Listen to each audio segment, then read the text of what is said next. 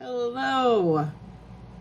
So, I said I would try to do it this way. I think it's like all kinds of crooked though. For the last 40, because I have most of these books. So this is 40 to 21, and Sir Chunk is here to participate.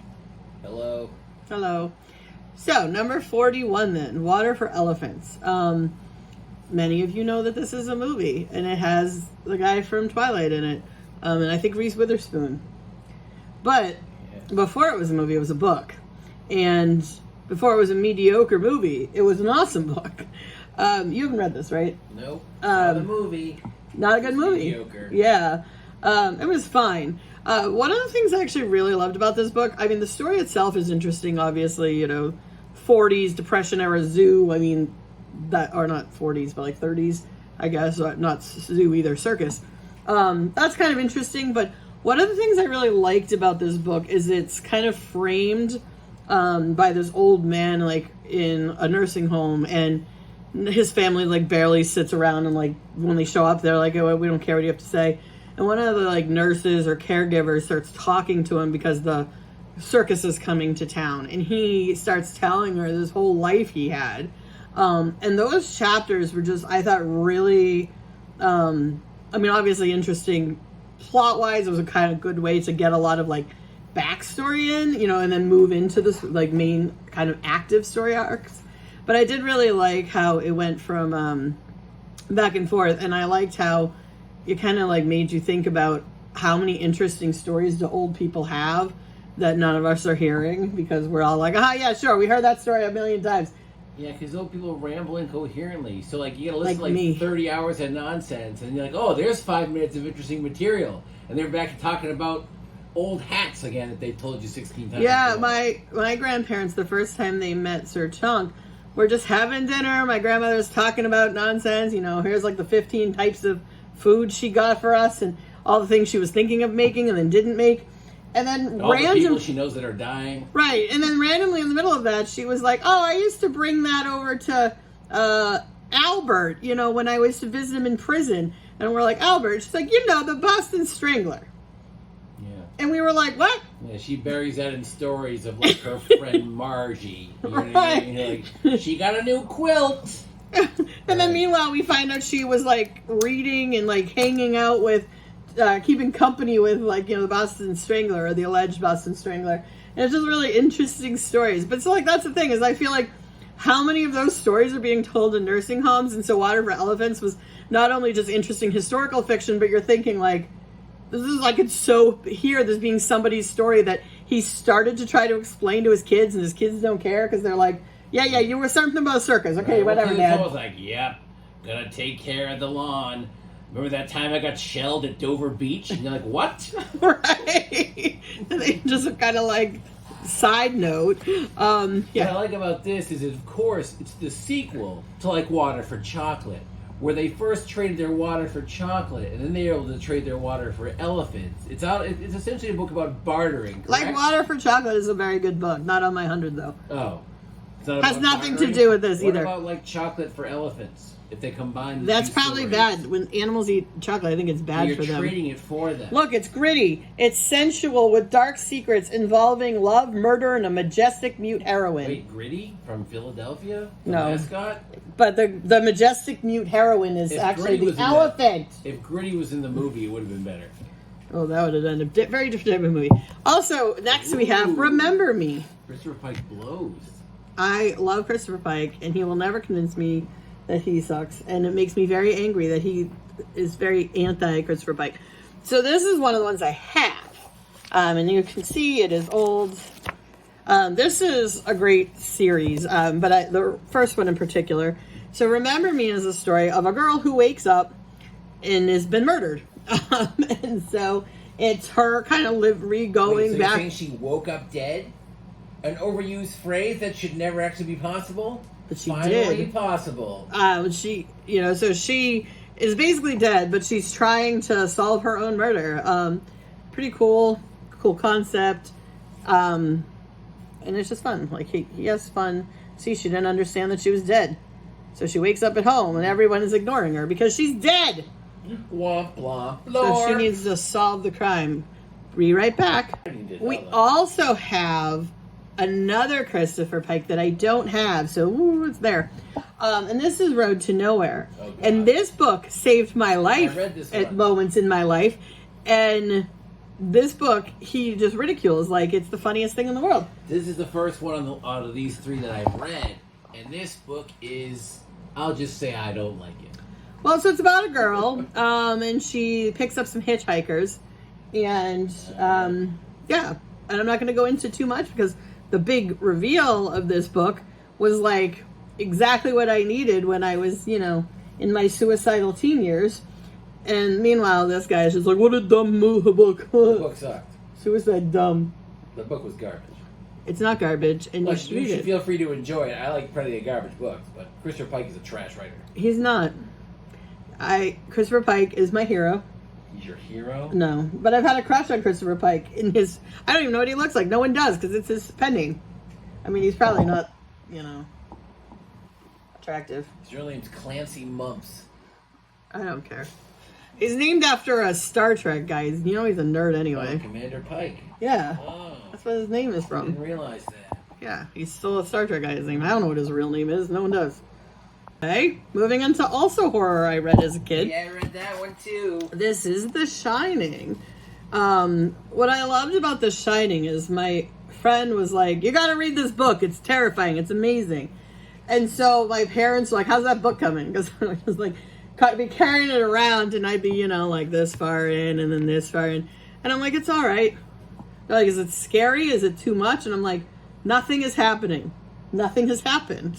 And I was probably about here when something happened. Stuff happens. It's just slow. Right. This book is a total slow burn. So if you are not into slow burns, this is not your book. It's also very psychological. And there's a lot of room for like, is this stuff real? Is it not real? That you don't have in most other Stephen King. Because he's like, nope, it's real. Here's the demon baby. Whereas like the psychological stuff that is like, is in their imagination. So The Shining does a really good job of kind of being like, is it horror? Is there a ghost? Is he just an alcoholic? And I loved that because I just loved, those elements of it. I loved how slow it was.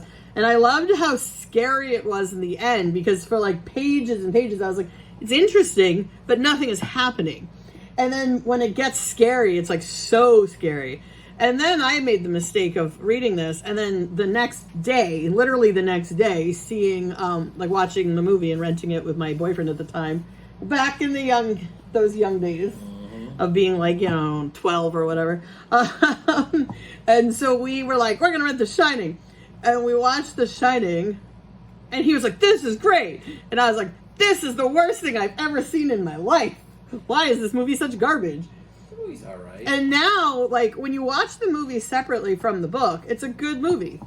But it's not remotely like the book. And after having literally just finished it, I was waiting for it to be interesting and have it have all these book things. I feel like the remake of the movie was kind of crap. I think it was better. It was more aligned the movie. Yeah, the book. His name was in it. That lawyer and / Alderaan resident. Not as good Who? as Jack. Isn't the guy who plays Leia's dad Jack Torrance in that movie? Isn't that the guy, Jimmy Smits? Yeah, maybe. I'm pretty sure Jimmy Smits was not in The Shining. Well, I don't recall a remake, though. I like the original. He's in movie. NYPD Blue. You're in NYPD Blue. Anyway, it's Kubrick, and it's awesome. But it's not The Shining. And so if you do not... Just pretend they're two different things, because they're both very good things in their own right, and they have some similarities. Cool. But I know Stephen King hated the adaptation, too. He said it was the worst one. Which, again, it's probably the best movie, though. I'll be back. The next book. Oh, no, I paused it, and then I put my hand in the way anyway. Oh, did I record The Shining? I might not have recorded The Shining. You just poked it 4 times. We'll see. Did the light go on? Yes. Oh, okay. So the next book Are you recording this nonsense? don't have. I am recording this nonsense. It's fun. You're having a stroke during the video? Is The Virgin Suicides. You have not read this. Nope. Saw the movie. Yeah, we did see the movie. The movie is actually really good in this one. Pretty much spot on adaptation. I mean, a few things changed, simplified, but overall, pretty good adaptation. But The Virgin Suicides is a good book about a bunch of teenage girls in a small town, I think in Michigan.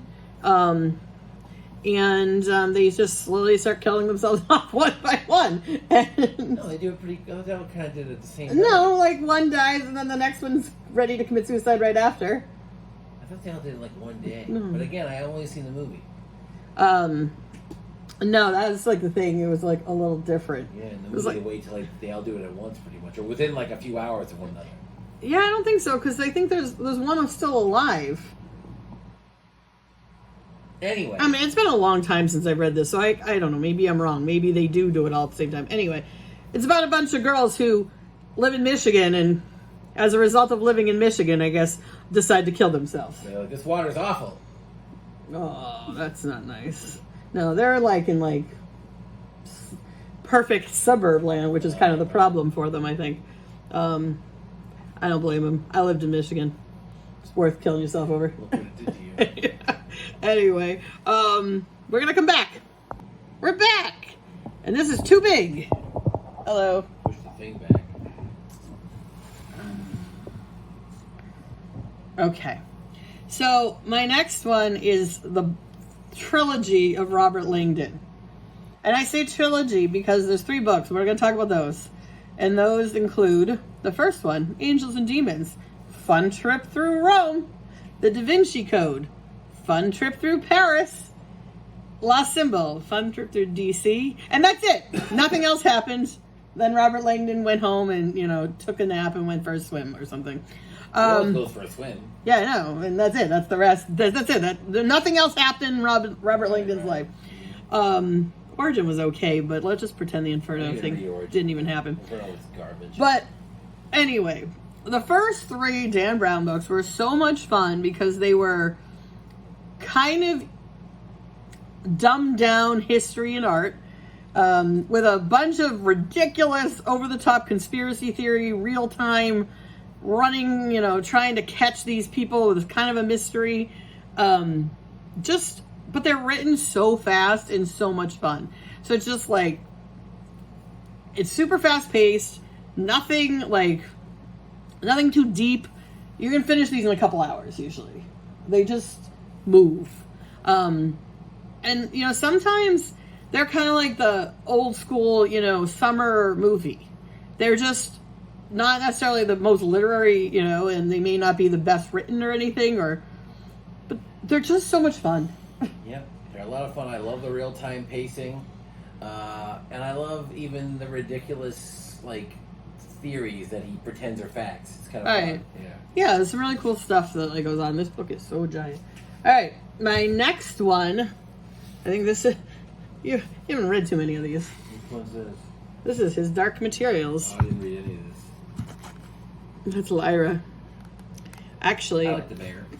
I think it was Cliff's Dark Materials in his one of his book against the comic boxes. Anyway, Cliff's Dark Materials was doing when he has one of his strongest female characters. He has Lyra in it.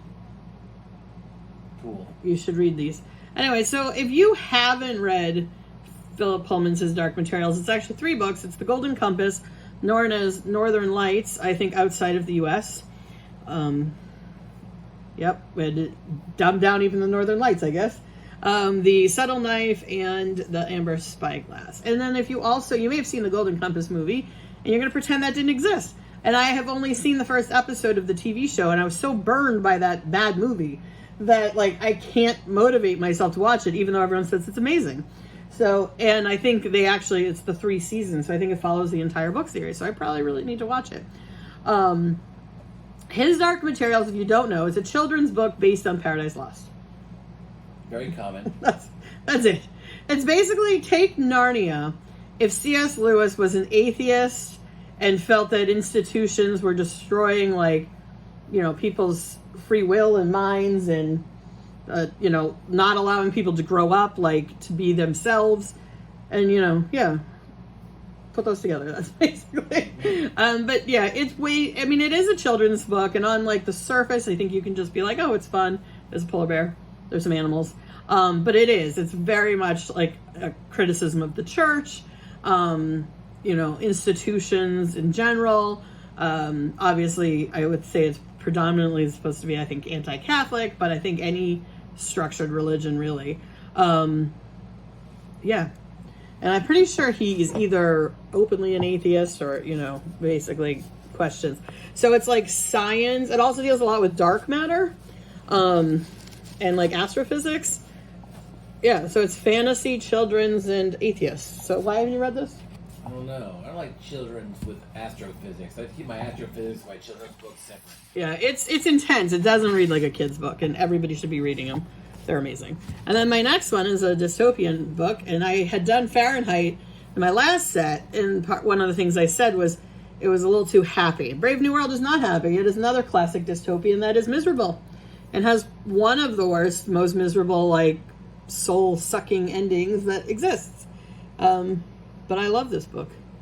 What are your thoughts on this book? I also like the ending, and I like how the characters are like constantly like mocking themselves almost without being aware of it. Like, yeah. Just like walking like failures of life.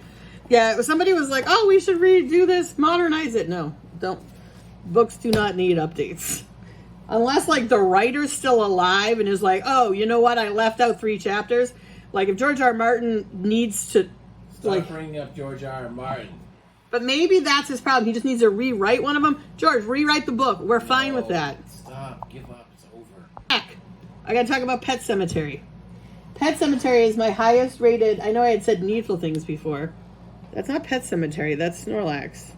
Well, we don't have Pet Sematary. I was gonna put the book picture. Well, you got a Snorlax instead. All right. So I'll not put the picture in, or I'll put it off to the side so you can still see Snorlax. How come the camera didn't go on this time? I don't know. It's very confusing.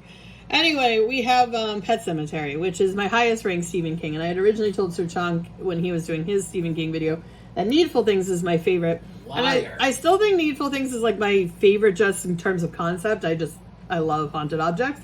But Shining, I think, was the first that, like, really just, like, I was like, okay, I get this Stephen King thing.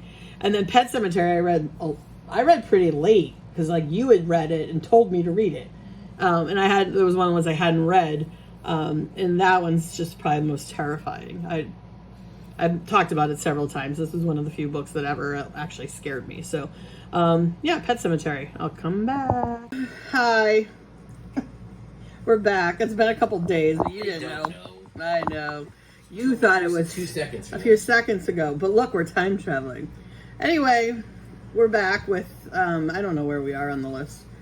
41. We probably should have done earlier.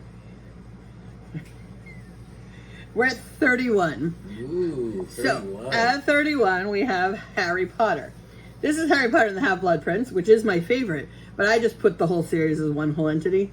So, yeah, Harry Potter's amazing. I've talked about this several times. Harry Potter's just way better than you think it is if you didn't ever read it. You know, if you're one of those people who is, like, too cool for Harry Potter, or like, this is some children's thing. What are you doing? This is some children's thing. I'm not interested. Oh, I saw a movie. Like, you're not cool by thinking you're, anti-Harry Potter, and also, like, you're just missing out on a really good book series and a fairly decent movie series, but a better movie series. A better movie series. Sir Chong has to take drugs, like, for an infection, and you just remembered. And I'm not sure why it was Harry Potter that they didn't think of drugs. I guess they were making the drugs in this little, anyway. Because if you remember, Pansy Tankinson, or whatever her name is, Forgot her drugs. had an infection in her left boob. I don't think that happened. Pansy. Which led her to being a lame-ass character. Anyway, so, yeah, what I was saying is, like, you're not cool if you thought you were too cool for Harry Potter, and you're just missing a good book series. Yeah. So don't be silly. Number 2 sucks, though. Well, number 2 is just a step down. I mean, again, it's better than most children's books, but it's a step down. Significantly. It's kind of just a rehash, and then it's just nothing good is really super happening. What is this? Oh, apparently Sir Chong's dental appointment. business card is over Talking here. about my medical situation. All right, well, I don't know why I was holding that to myself because you can't see it if I don't put it on the video. Oh wait, I read this one, right? Well, sort of. I read it to you. Oh yeah, I hate this one. I mean, it's great. I mean, if there's a book that I admit has like a real strong emotional impact for me, and it makes me cry, and it really like makes me relate to it, and reminds me of my own struggles and traumas and overcoming them, and I tell Sir Chunk, this is a book that I really relate to, and I feel like was written just for me. It makes me feel less alone in the world, but also helps me kind of think, oh, other people can survive trauma, and we're all in this together. You know what he's going to say? 1 star! Sucks! Anyway. So, It's not for me. so, Before I Fall, this is the bad, silly movie poster cover. I don't like that. But Before I Fall is basically kind of the Groundhog Day concept. So it's this kind of bratty girl and her group of friends, and they're just they're obnoxious people.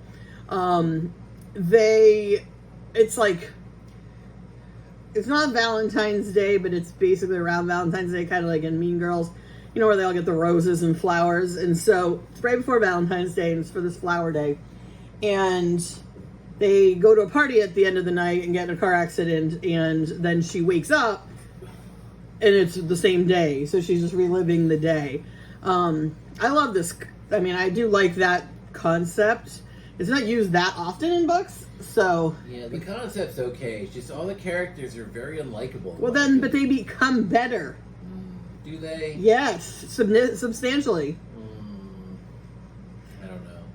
Do they learn to play the piano? No. Do they give WrestleMania tickets to a random couple? No. I'm not getting my Groundhog Day references. Oh, okay. Yeah, I saw Groundhog Day like twice, a long time ago. Anyway, so Before I Fall is kind of the same concept, and it's about these primarily there's one mean girl, and how she kind of like becomes a better person. So Still mean. No, she becomes a better person, but she Still kind of mean. Redeem herself and live, or does she redeem herself and die? Who knows? We hope for the death. Anyway, it's good. I liked it. Cool. The next one... Oh, no, where is it? Sorry, I didn't organize this as well as I thought I had. Alright, my next book is The Westing Game. Oh, I haven't read this one. No, for some reason you haven't read the children's books. Alright. So, The Westing Game is... I mean, now, I haven't read this in... I don't know. I keep trying to reread it, because I keep being like, oh, we should read this, and then you, like, get bored. But basically, this was a mystery, you know, before... I think I had read this, and then there were none, and I was like, yes, mystery is my favorite genre, because, like, these are fun. But then it turns out they're, like, two of, like, the sort of foundational mysteries. But, I mean, it is for kids, but I thought, you know, at the time, I thought it was brilliant, and even, like, you know, comparatively, I definitely think it's pretty smart. You know, in a lot of, like, YA mysteries today, and I've complained about this in several recent recaps, I feel like they don't care if it's feasible or logical or, like, anything. They're just like, it'll sell, so let's just put it out there, even though it makes no logical sense, because we don't care, because teenagers are dumb. That's them speaking. I don't think that. And I get really frustrated, because I always feel like, because, you know, I mean, I do write YA, and I like YA, and I get kind of annoyed, because I think people, like, write it off like it's not as good. But part of the reason that happens is because people read, like, fantasy YA, and it's just a romance novel with, like, a sword once in a while. Or they read, like, these mystery thriller YA, and they make no sense.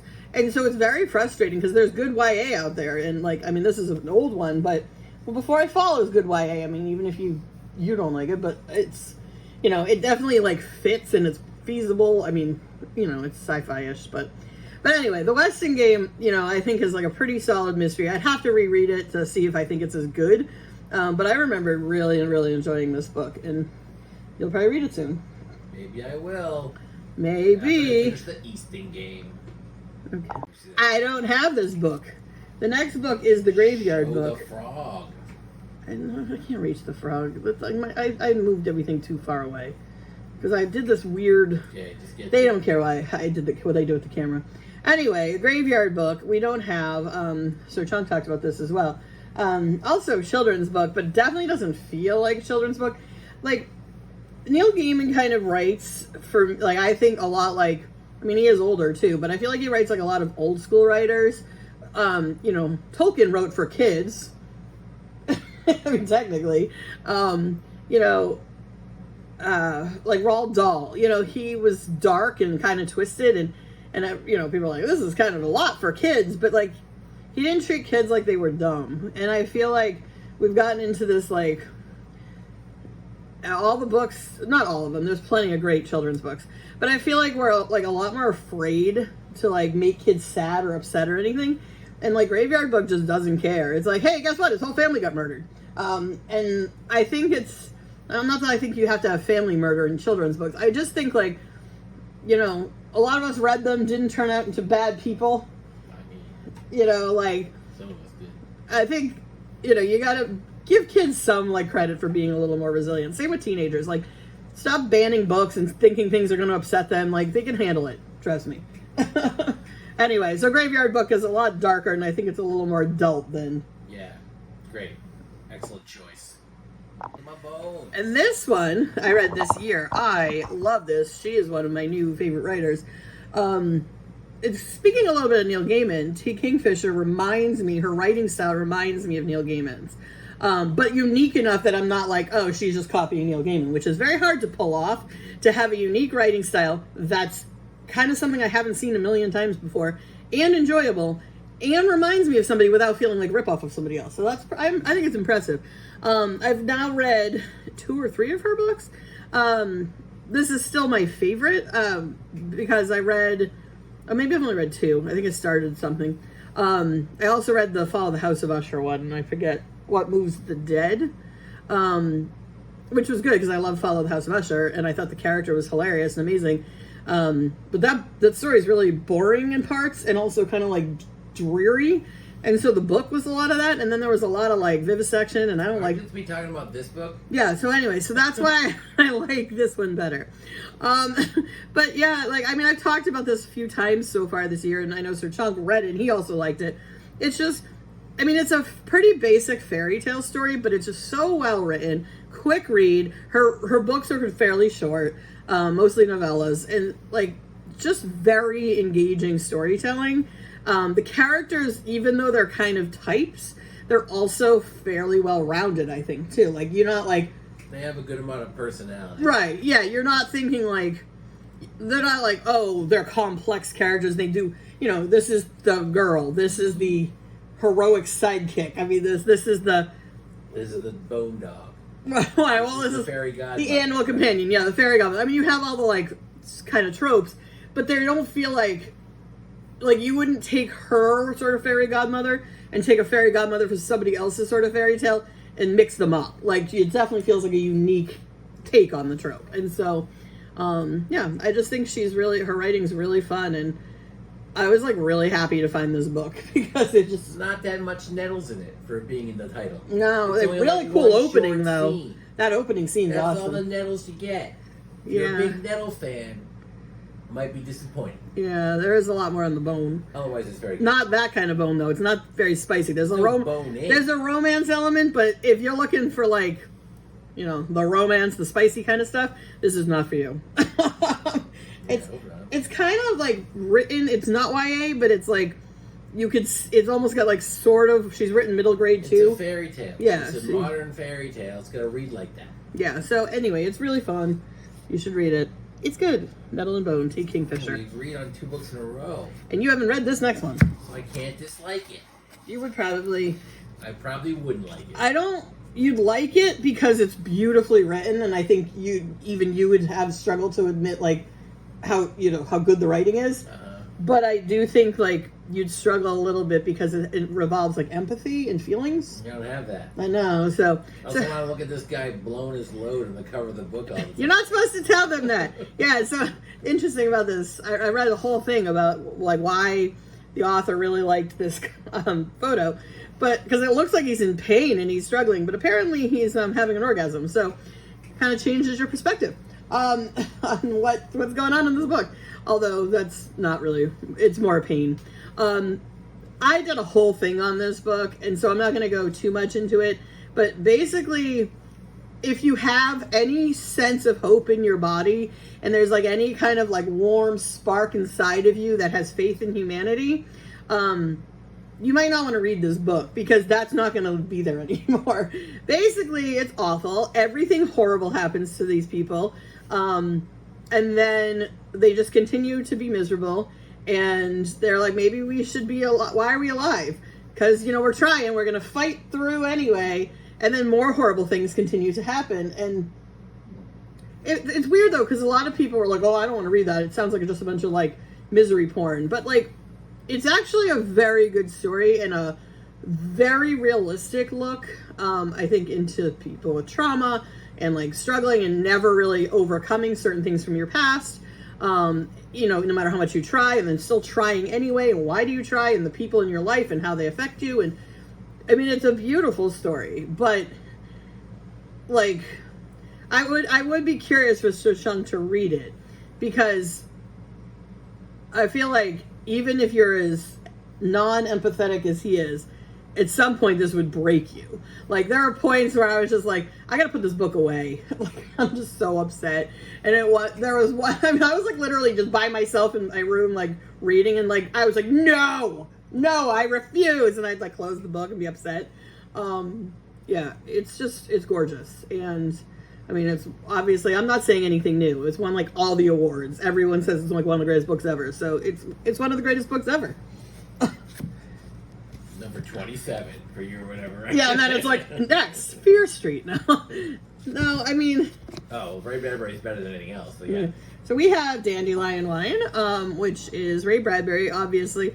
Sir Chung talked about this too, and I'm not going to repeat a lot of the same things, but, you know, everyone thinks, oh, Ray Bradbury, science fiction, and, you know, fantasy kind of, well, mostly science fiction.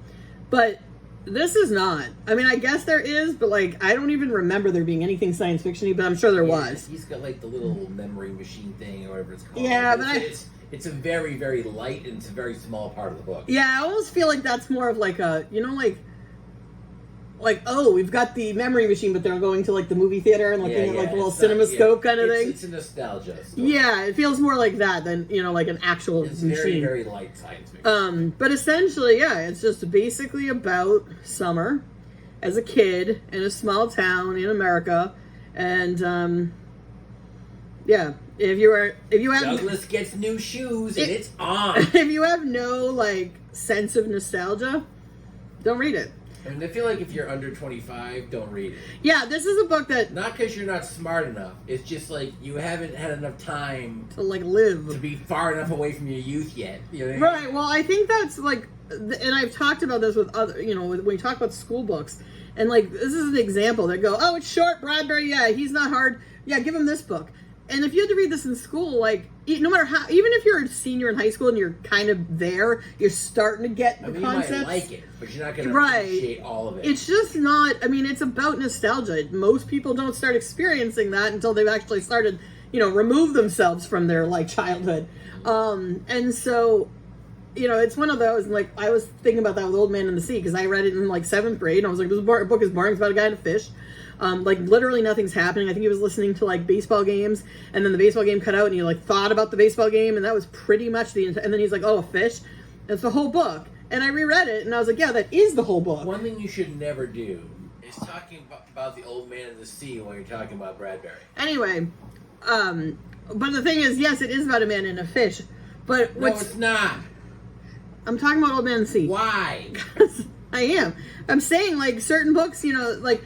And I'm reading it, and I'm like, you have to have been, like, beaten down by life and, like, fought to, like, you have this goal, and you're like, I don't even care. I don't care if I die trying to get there. I am going to pursue this. You don't care, like, feel like that when you're 15. Or 12. My Hero Academia. Nostalgia for somebody. We were, like, 45 when that came out. You're going to be talking about... Anyway, you don't deserve to be shown to Bradbury. Hemingway and Bradbury are both very good writers. So, Bradbury's way better. Anyway, so it's, again, if you're younger, maybe this will not resonate with you. As you get older, you should definitely revisit it if you've read it before and didn't like it. All right, the next one, speaking of nostalgia, is Are You There, God? It's Me, Margaret. I read this. Yeah, I mean, you are not the target audience for this book. You don't think? No, like, sometimes you go, okay, we're being, like, gender biased. Like, Before I Fall, I would say is more of a girl book because it's about, like, mean girls being mean and, trying to fit in, but also, like, trying to, like, not be a horrible person. Girl generally goes with, like, the mean girls and, like, girls and their kind of, like, issues growing up. Not that boys don't have those problems fitting in, but, again, Dandelion Wine, he's playing baseball. It's more of a boy thing, but it's not all boys. I played baseball. But minimal baseball. Or I know, but I'm saying, like, again, if it's, like, more boys are going to relate to Stand By Me. More girls are going to relate to, like, some of these, girly kind of books. Like Sisterhood of the Traveling Pants, which might be coming up. But that doesn't mean you can't appreciate it from another's gender. But Are You There, God? It's Me, Margaret is, like, literally about a girl getting her period and starting to wear a bra. So, like, I mean, it's well written, and I'm sure plenty of men can read it and be like, yes, I have a daughter. Thank God this book exists. Or, like, oh, wow, that's interesting. I didn't know. And lots of men don't know a lot of these things, so maybe you should go read it. But essentially, like, it's just a coming-of-age story, and it's, like, all the conversations you don't want to have with your parents and they don't want to have with you, they're like, here, read this book. It'll tell you everything. Except for the fact that it was written a really long time ago, so, like, I'm going to get into this, and I'm sure any male viewers are like, we don't care. They talk a lot about, like, having to get, like, the belts, sort of, for, like, your maxi pads, because they didn't stick back then. They had, like, we had to wear a whole contraption for them. So, we've come a long way. They obviously don't talk about, like, diva cups and stuff. So, but the point is, it's very much about, adolescence and puberty from, like, a born female perspective. So, but, I mean, I was born a female and, liked that. So, I feel like every girl was like, yep. So, coming up with another sort of, this one's a little older because they're in high school, college, you're going to college. Pants in? I don't know. Are the pants also in high school? The pants are their age. Well, they're not their age. The same age? No. Durable pants. Anyway, so Sir Chunk has not read any of these. He knows nothing about these. He likes to ridicule this. He's always like, pants, this is some nonsense book. I guarantee you, if, like, he saw even the movie, which is just kind of like the mediocre, like, shorthand version of these, I bet he'd love it because it's cute, it's fun, everyone, I'll tell you this, like, I thought this was a kid's book. I had no interest in it. I thought it was like some, silly, cutesy, girly thing for, like, young girls. And I was, like, 30-something, or late 20s when these came out. And then you were on a plane and some pants tapped you on the shoulder. So my friend is a librarian, and so she was like, you really just read them. So she gave me the first one. I was like, fine, I will read the first one because you're telling me it's good because I really like her taste usually. And I was like, but come on, like, this is not for me. Like, this is not my thing. And of course, I read it in, like, half the weekend. And then as soon as I showed up at work on Monday, I was like, where is book 2? I was, like, reading the rest of them that entire week. They're just so much fun. It's about friendship, like, female friendship, and all the girls are kind of different, and then, like, as they get older, their hobbies take them in different directions. One's kind of athletic, so she's going to, like, sports camp and tournaments, and one needs to work, so she has to stay home, and somebody else is going and doing some, like, kind of study abroad, or, like... What job do the pants get? Do you even know what the whole... Do you know what happens with the pants? They just hand them off to each other. They go, yeah, so what they do is they're like... The pants are always like, hey, I gotta stop by the mall. I got a hole in my knee. No. So the pants go, like, so if one girl will have them for, like, a week, and then she'll send letters to the next person. And yeah, but so that's how they stay in touch throughout the summer, because this is before email. Actually, I think they do have email. The same pants. Yes. They're all the same size. Eventually, this becomes an issue, but but it's so great. It's a summer read because it's like during their summers, but it's not even, I don't think, female friendship. It's about friendship, growing up, like, you know, how your friends kind of, you start to like become very different people, but like you have so much history together that you're still friends.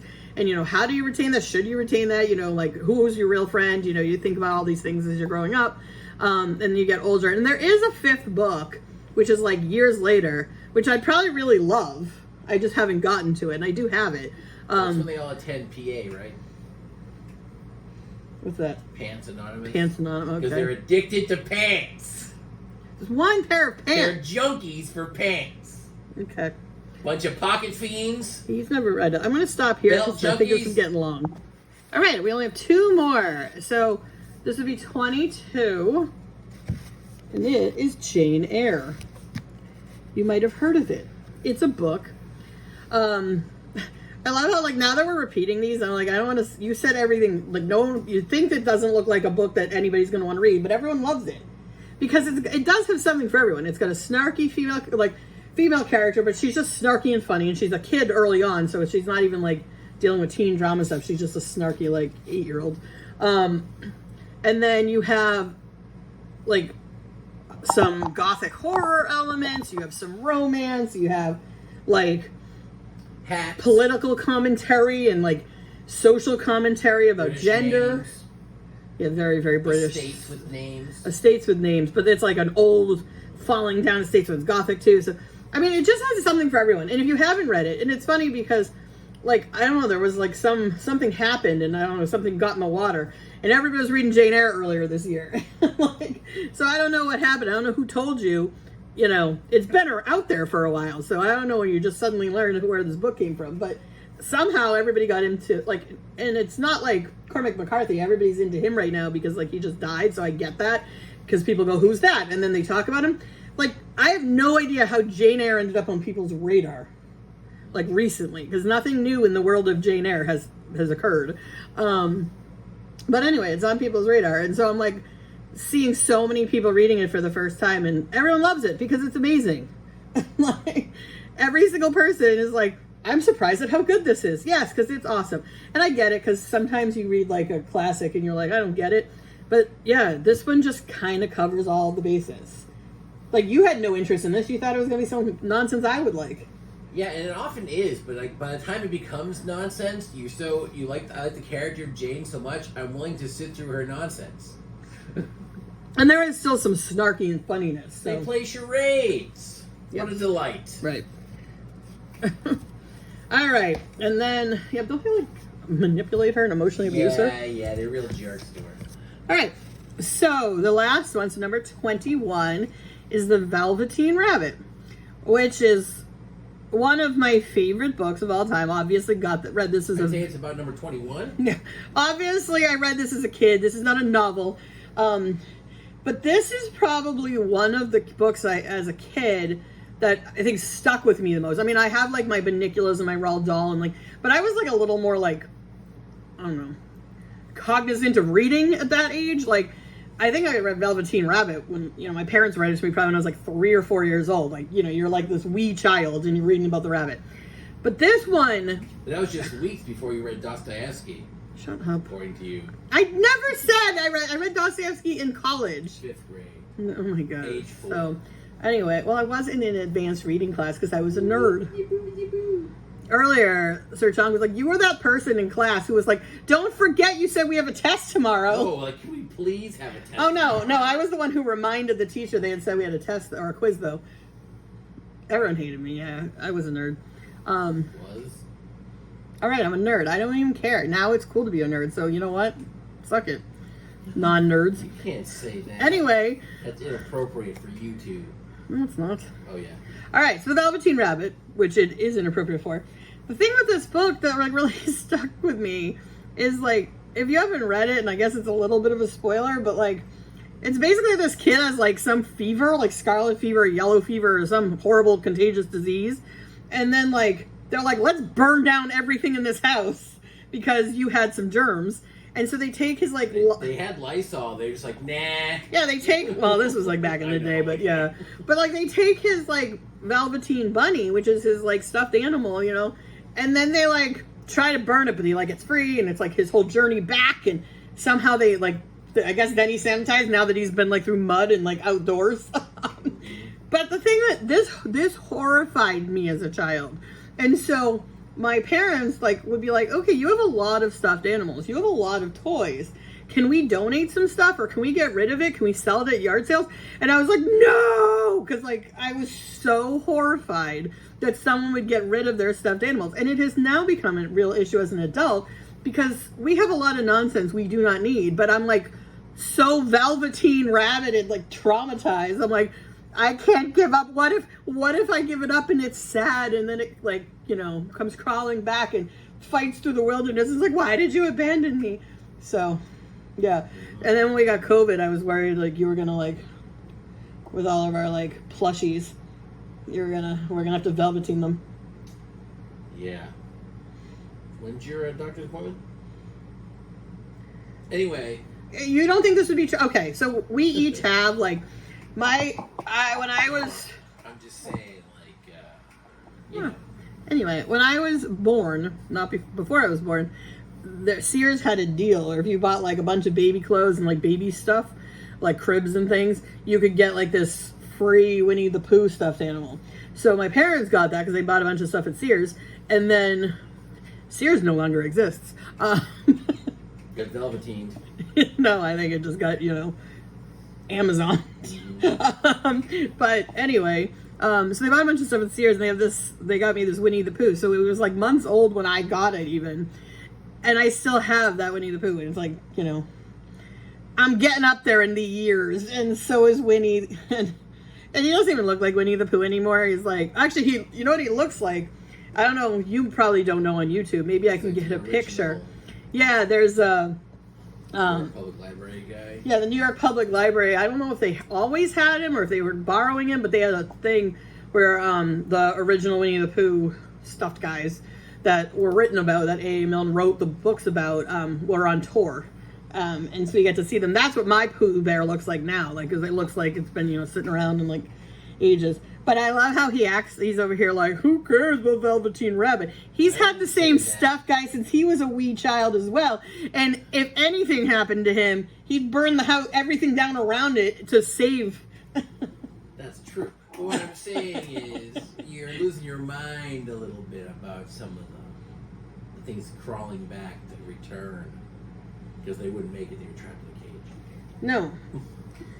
Anyway, you keep more nonsense than I do. Rails. Anyway, Velveteen Rabbit, traumatizing. I'll be back with my last 10? 20. I might break it up into 10 and then either do the last 10 altogether too, or just do one for every one of the last 10. It's a mystery. Or I'll do 15 and then do my top 5 individual videos. I don't know. Oh, no one will be able to find out in advance. The excitement continues. You won't be able to find out in advance because I won't decide until I'm doing it and be like, I've been talking for 3.5 days. Maybe we should stop. Anyway, bye.